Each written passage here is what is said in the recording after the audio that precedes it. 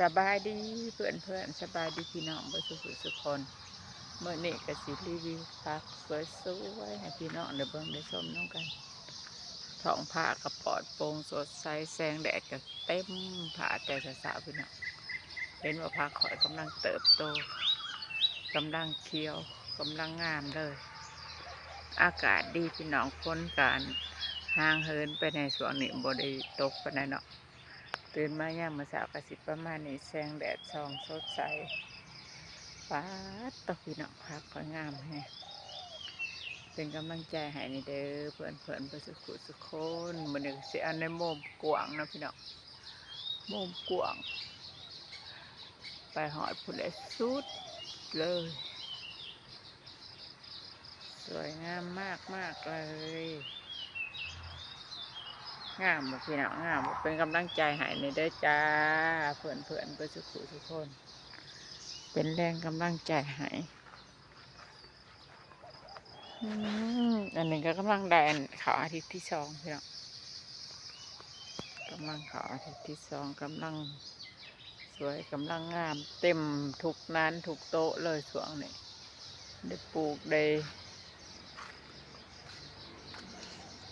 ปกติเลยพักเราก็ได้บ่เคยวางบ่เคยอันนี้ป้าตัวงามพี่น้องคอร์สมินิคอร์สงามหลายมาดะนี่ก็เป็นพักไทยเนาะพักไทยก็ประมาณ6 โต๊ะป้า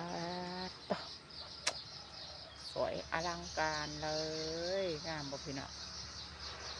งามแท้งามว่าออนซอนเลยบาทนี้สวยงามมากเลย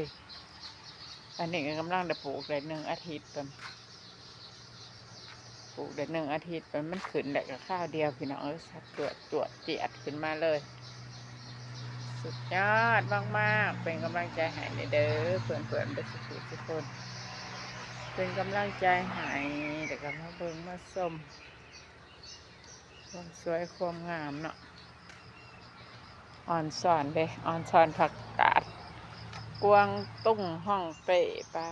ตัวพี่น้อง